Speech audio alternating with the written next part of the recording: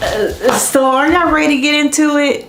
We are back for another season of shenanigans, childhood trauma, attachment style, and just train wreck relationships. Now, if you're ready, sit back and let's get into it.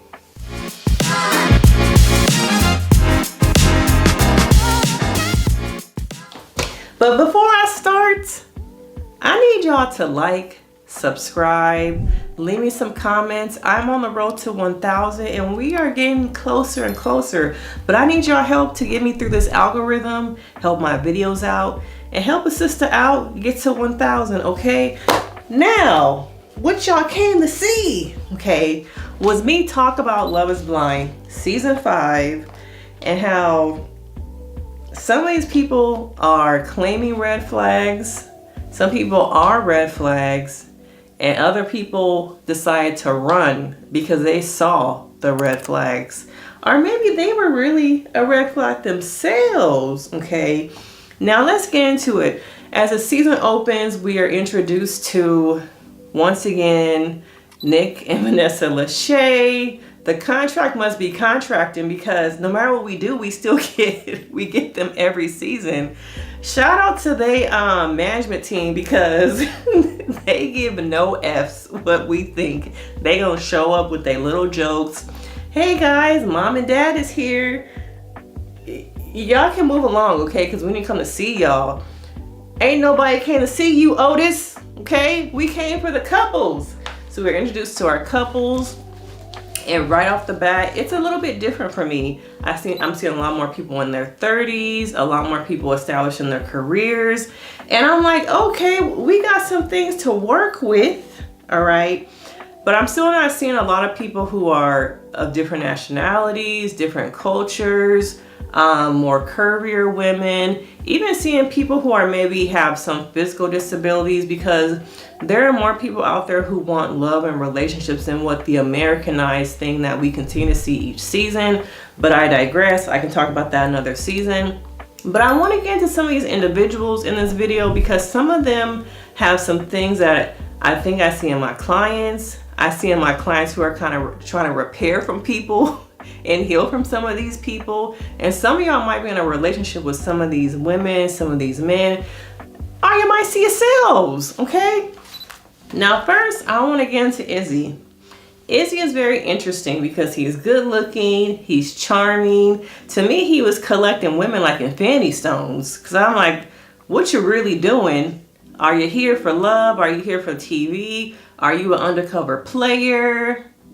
Because his attachment style to me seems very avoidant, but he comes off very secure, which a lot of men do, but I can see it, okay? He is a red flag. He comes off very emotionless. It was very interesting how he fist pumped when Lydia said, when Johnie said that she was interested in him, only for him to say, I'm not really interested. Now, was it Lydia or Johnie? One of them girls, y'all remember, let me know in the comments. He fist pumped only like when he ended up not really being interested in her. So I'm like, what was that about? Was it just to get another like under your belt? Was it to fill your ego? Because you're really insecure. Now, he comes off insecure to me, but I think a lot of women probably fall for his charm. But even in his confessionals to me, he is used to women not liking him because he is bald.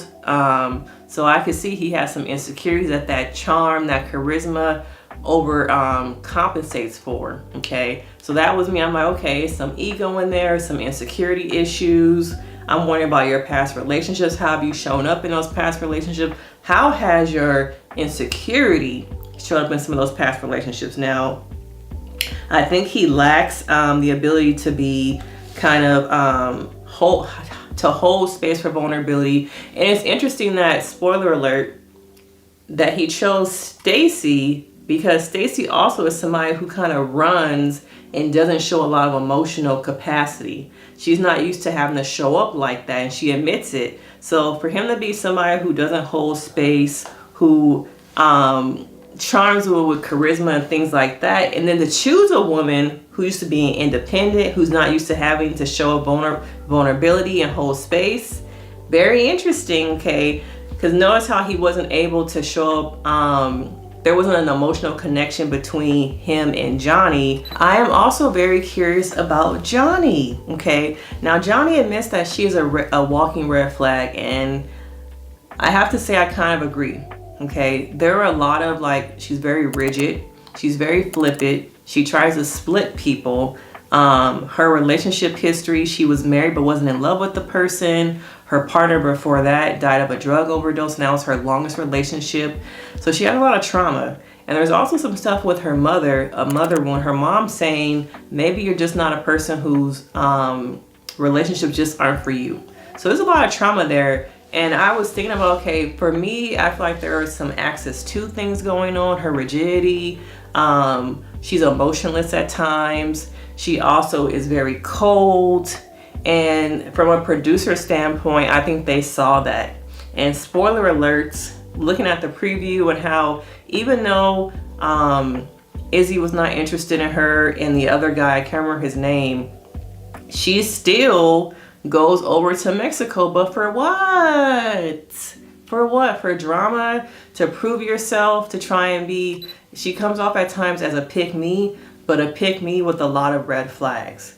And I think that Izzy picked up on that. But Izzy, once again, Izzy has his own issues, okay? So I'm not gonna like skate and, you know, give him a pass. But Johnie does have some issues with relationships. I'm curious about how her childhood was, because there is some stuff there that needs to really be worked on deeply with a therapist. I think she can probably benefit from some DBT therapy.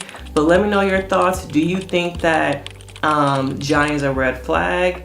Or do you think that she's misunderstood? Let me know in the comments, because maybe I don't know. And it was very concerning for me how the man picked up that she was splitting. She would say one thing to Izzy, but then she flipped it on the other guy, and he picked up on it. And even once, you know, Izzy broke it off with her, she was very much like trying to, I don't know, like prove herself, make up for the fact that she wanted to pick someone to pick her. And then also, did y'all pick up on that scene how Stacy came in and she was very excited to be engaged? How suddenly now Izzy isn't the right partner for her. His life is not settled. He doesn't have good credit. Suddenly all these like negative things. She has very black and white thinking. In a relationship, it's hard to be with someone who has black and white thinking, because you need gray in a relationship with anybody. Everything can't be black and white. And for people who are in relationships with an individual who has black and white thinking, it's very hard, because there's either yes or no, and life doesn't work like that. So be careful about being in a relationship with someone who has very black and white thinking. Let me know your thoughts. Have you ever been with someone who has very much black and white thinking?